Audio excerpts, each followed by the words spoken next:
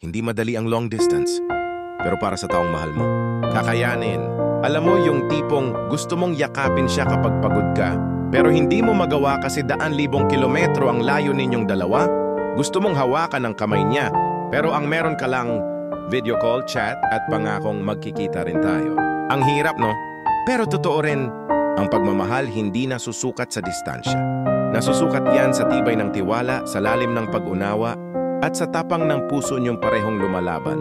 Minsan mapapaisip ka, worth it pa ba to? Pero kapag naalala mo yung mga pangarap niyong dalawa, yung mga plano, yung unang yakap na pinapangarap mo, doon mo marirealize, oh, worth it siya. Hindi niyo man maabot ang isa't isa ngayon. Pero araw-araw, minamahal niyo pa rin ang isa't isa sa paraang kaya niyo. At yan ang hindi lahat kayang gawin. Kaya sa mga nasa long-distance relationship, kapit lang.